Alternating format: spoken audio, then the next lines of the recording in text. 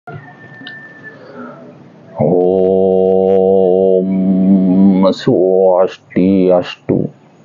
Om Awignamu Namo Sidem.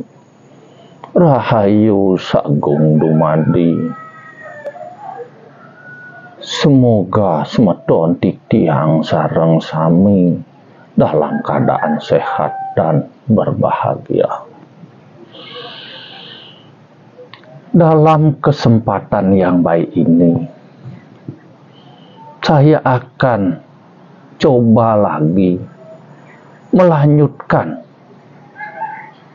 menjelaskan proses Dewata Nawasango dengan senjatanya minekadi dados tutur kesuksemaning hidup. Sebelum tiang menjelaskan proses daripada Dewata Nawasango dengan senjatanya minekadi tutur dados tutur kesuksemaning hidup, titiang nunas pengampura ring semeton titiang sareng sami niki wantah sesiming mangda wenten minekadi tutur, mangda wenten mikadi sesikut geguat siku-siku, mangda wenten angin dasar hidup sejeroning pemargi hidup niki.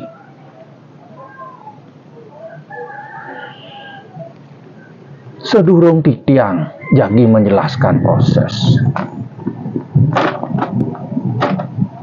Dewata Nawasango sanewenten ring sejeroning jagat niki, makin jagi titiang jelaskan prosesnya ring penjuru mata angin mengenah ring tenggara melinggi hide Betara Mahesara dengan senjatanya dupa. Idodane semeton titiang sareng sami dalam ritual upacara yang dilaksanakan berupa yatnya tidak akan lepas dari unsur api. Di antaranya adalah dupa, di mana pelaksanaan yatnya menyebutkan dupa adalah pengantar yatnya yang utama dalam pemujaan kepada Dewa Agni. Nah, dalam teks Rigveda menyebutkan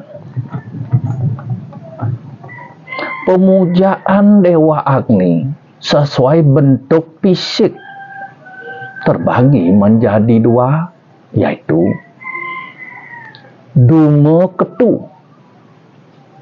Duma Ketu artinya Duma adalah asap, Ketu adalah mahkota. Nah, disinilah persembahyangan yatnya yang dilakukan adalah dengan asap ini,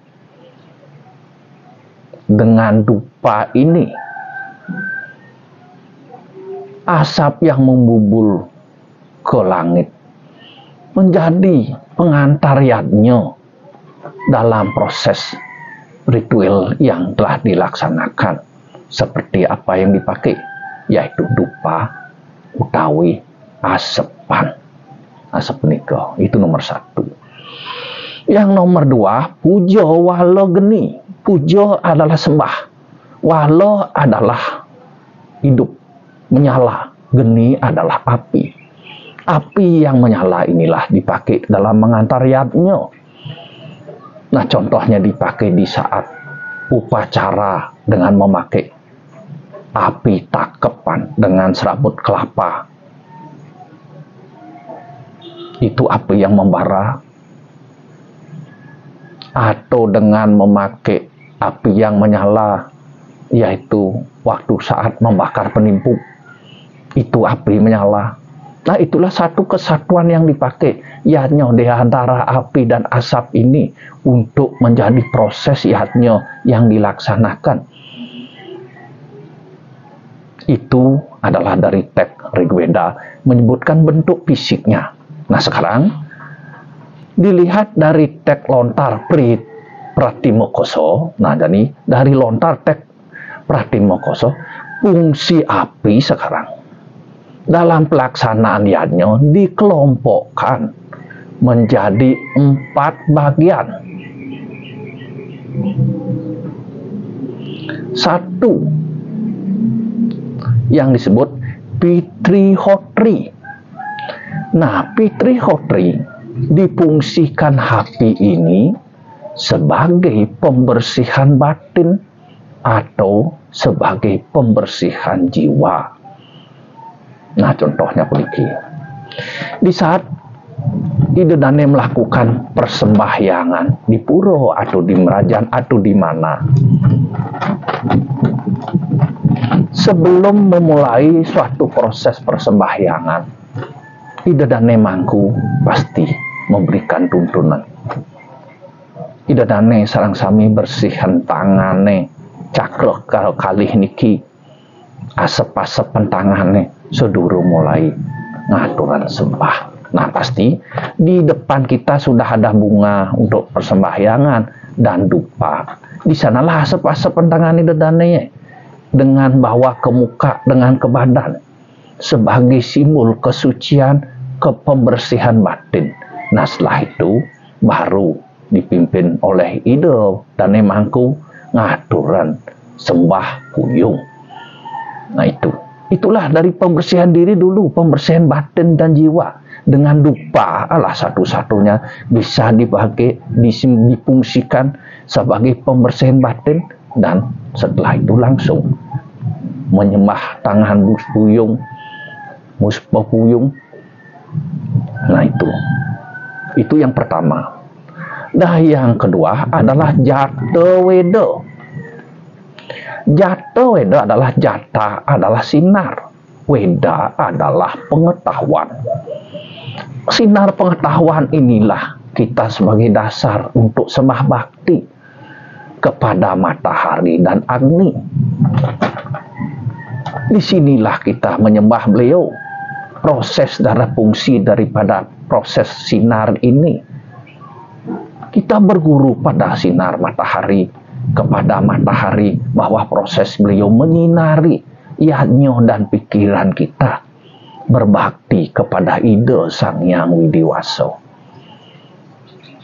Dengan sinar beliaulah kita bisa menjadi penerangan jiwa. Makanya dalam proses kita mengatur sembah pasti pakai bunga putih nyembah ring Ida Bathara Surya. Kenapa? Jata Weda inilah sebagai sinar bahwa hati dan yajna yang kita persembahkan itu menjadi kesatuan. Mohon kerahayuan keselamatan sekala rini skala buana agung ningalih buana alit. Asa punika nomor 2. Nomor 3 ialah Hawiya Wahanam. Nah, Wahya Wahanam ini Idedane, fungsi api adalah sebagai pengantar mantra, sebagai pengantar weda. Nah Idedane saat sembahyang, di hadapan Idedane sampun wenten serana bunga dan dupa. Pakailah dupa sebagai pengantar bahwa Idedane jadi memberikan persembahyangan. Itulah dengan dupa ini sebagai pengantar proses Idedane melakukan doa ring Ida Sang Hyang Widi. Karena asap inilah, dengan dupa inilah yang bisa menyampaikan isin kayun Idedane ring Ida Sangkan Paraning Numadi, yaitu Ida Sang Hyang Widi. Nah contoh lain lagi, di saat Ida Pandita sane muputan pinandita, sane muputan karya ring ajeng Ida pasti sampun wenten dupa. Pengkalih lintiran api yang nyala nikilah dipakai untuk sebagai pengantar mantra weda ide. Saat ide nguncaran weda, ngaturan muputan minekadiatnya. Tanpa itu akan tidak bisa mencapai suatu tujuan yatnya yang utama. Karena dupa inilah yang terpenting. Proses daripada yatnya itu yang termuat dalam lontar weda itu. Nah, itu idodane nomor 3. Yang nomor 4 adalah ajwalanam. Ajwalanam ini adalah api difungsikan untuk bisa membakar penyakit di anggo sariro. Nah, contohnya ada Banten Pengaseng Laro namanya. Banten Pengaseng Laro itu di dalamnya ada lintiran api, lintingan diisilah api yang menyala. Di sana akan dimohonkan kepada Dewa Agni. Dan setelah itu ditata beringango sariro nunas pengesengan, nunasan tabo, nunas warno gaho, mangdoil dan pical sakit beringango sariro niki. Asa punika idodane proses daripada yatnyo dengan dupa yang kita laksanakan dalam melakukan yatnyo niki. Nah, mungkin Titiang makin menjelaskan ada 3 api yang mulia yang tidak boleh padam. Apa itu? Nah, dari teks selontar Menawo Darmo Sastro menyebutkan ada 3 api yang termuliakan yang tidak boleh padam, yaitu yang namanya Tri Agni Gari Yaso. Asa punika. Tri artinya 3, Agni berarti api, Gari adalah jalan dan sinar, Yaso adalah kehidupan. Ada 3 api yang harus kita yasang, yang kita baktikan, yang tidak boleh padam dalam hidup ini. Yang disebut di Menawo Darmo Sastro adalah Tri Agni Gari Yaso ini. Nah, yang nomor 1, Agni Hahawania. Agni wahannya ini adalah sinar seorang guru, tuntunan seorang guru spiritual ataukah guru ring sekolah. Itu sama kedudukannya, karena beliau memberikan tuntunan dari kita kegelapan, dari awidia menjadi terang. Dari beliaulah memberikan tuntunan hidup, memberikan sinar suci, perjalanan dari kita kebodohan kita menjadi lebih baik dan dapat petunjuk yang lebih bagus dalam menjalani hidup ini. Nah, dari teks Sarasa Muscaya menyebutkan satu-satunya musuh yang paling utama dalam hidup adalah kebodohan, awidia. Oleh karena itu, kebodohan dapat dihilangkan dengan cara belajar sama guru untuk menjadi keprajnana.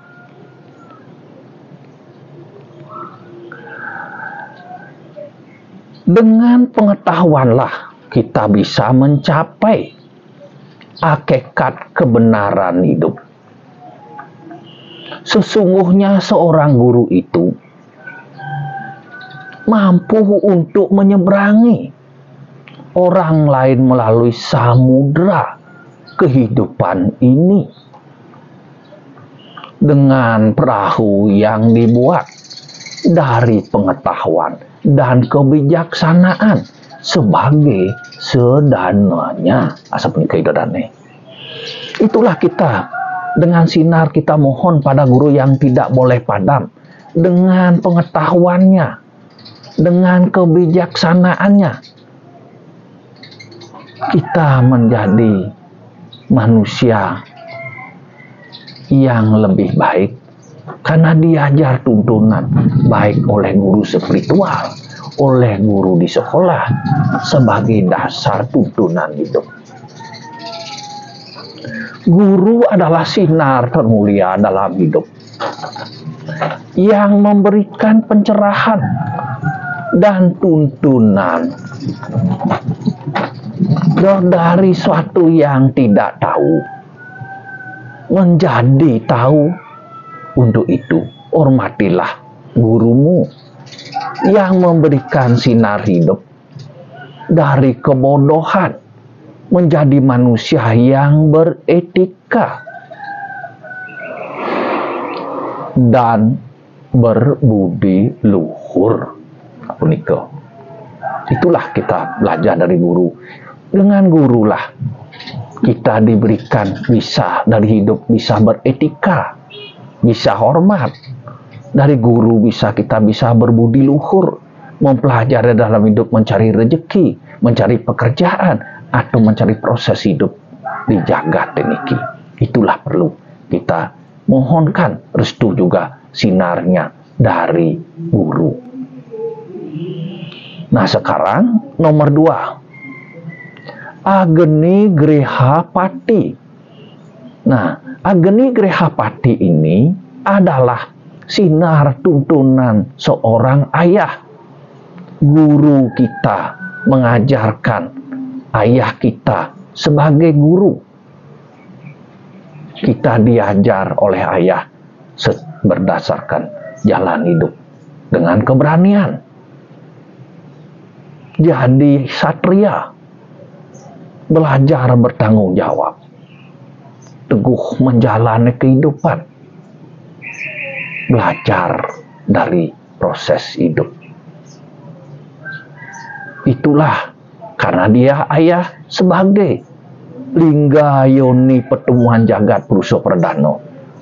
Itulah seorang guru yang utama, yang memberikan keberanian, yang memberikan keteguhan hati, belajar satria, dan belajar memberikan perlindungan. Nah itulah yang disebut Grihapati, guru sejati, guru mulia dari ayah. Sekarang Agni Daksina. Agni Daksina adalah guru seorang ibu.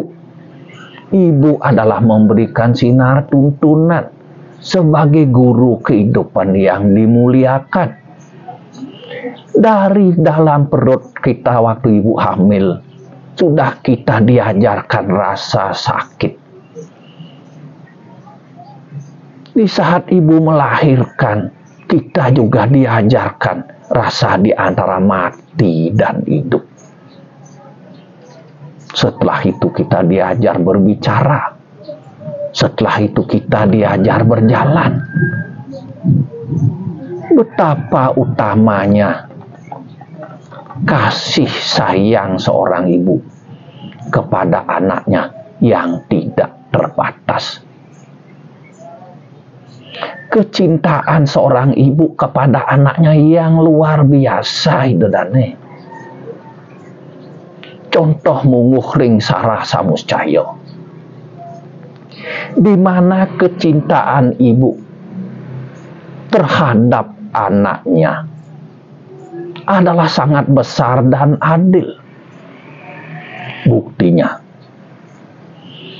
cakap atau tidak cakap, baik atau kurang baik,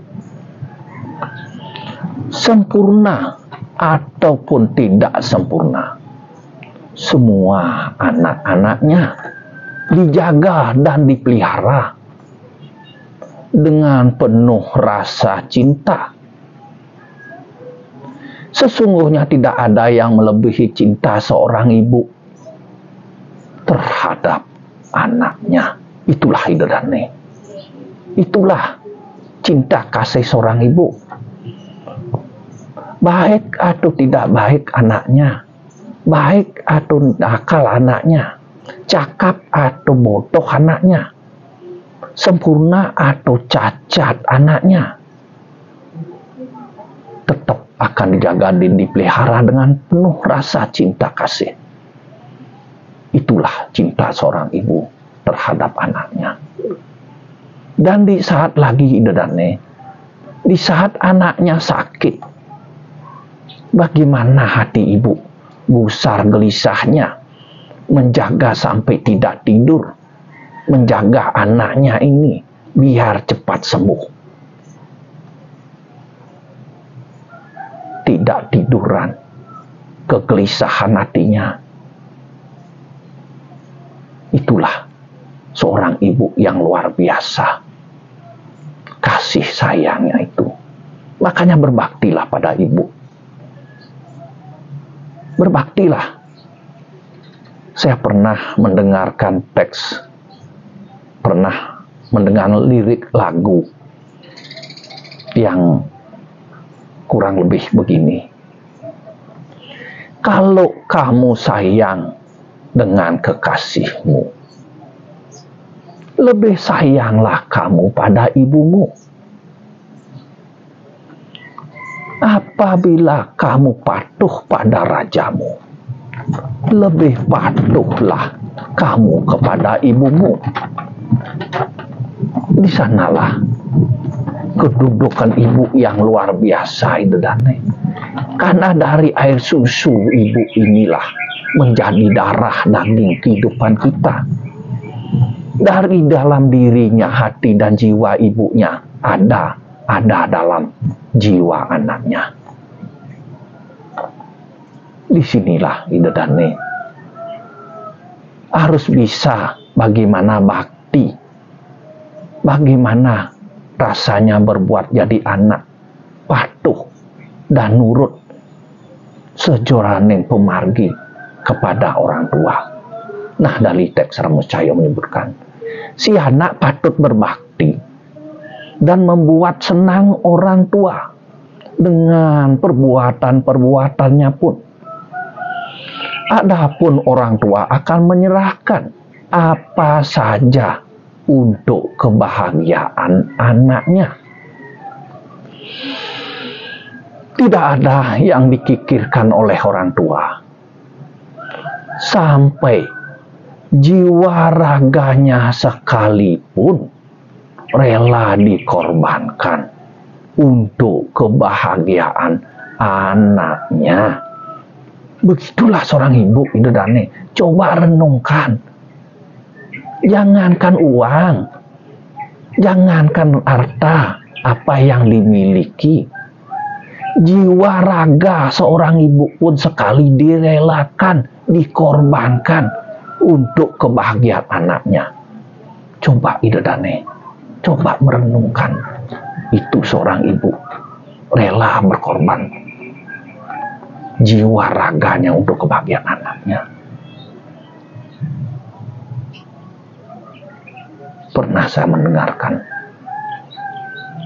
makanan yang sudah masuk di mulut ibu diminta oleh anaknya akan diberikan biar anaknya tidak lapar, walaupun ibu menahan haus dan lapar demi anaknya. Begitulah kasih sayang seorang ibu yang luar biasa, yang tidak dimiliki oleh siapapun di dunia ini.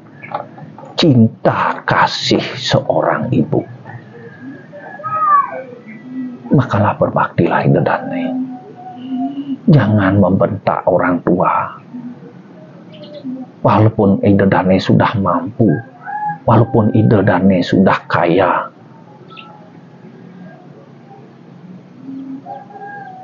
kita adalah satu-satunya terproses dari seorang ibu. Yang utang kita yang luar biasa Idedane. Dari kita hamil sudah diajar kita sakit. Baru lahirkan diajar kita rasa antara mati dan hidup. Jangan kita durhaka idadane. Jangan. Karena saya melihat di sarah, di lontar sarah muscaya ini begini idadane. Apabila api di dalam jiwa seorang ibu itu mati, disebabkan oleh perbuatan, perkataan, dan anak ini lupa kepada kedua orang tuanya. Miskinlah orang itu adanya, selalu menderita kedukaan. Ia bikin hidupnya gelap dan sunyi di muka bumi. Nah, inilah idadane. Inilah idadane. Mati sinar restu kepada ibu ini, kita akan gelap. Gelap ini bumi yang kita jalani. Nah, kalau sudah mati sinar dan restu ibu kepada kamu, nah ini. Dan keluarlah sebuah kutukan atau dari hati seorang ibu. Gelaplah bumi dan jalan hidupmu.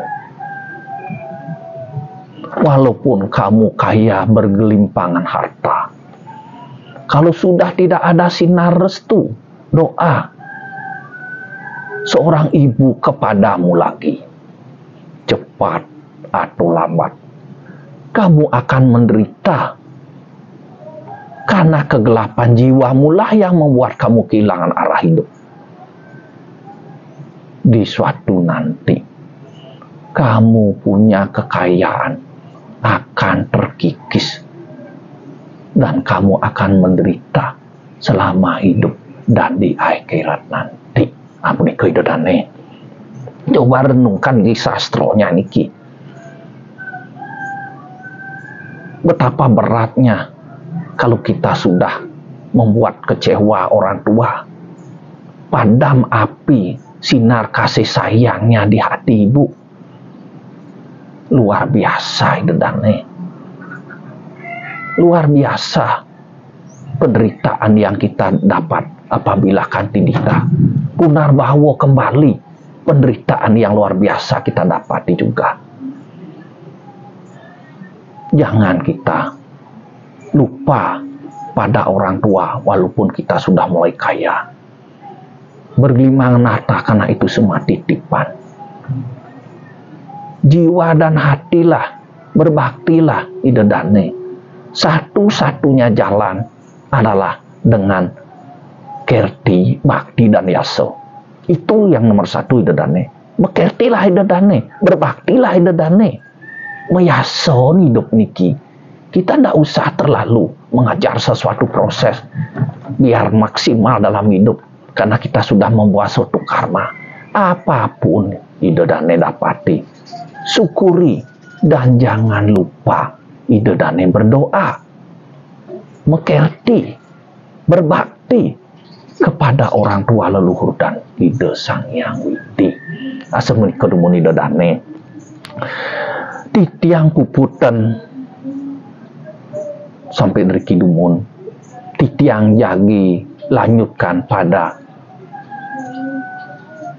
konten berikutnya, pada sesi berikutnya, yaitu ring arah selatan ide betaro brahmo senjata negado.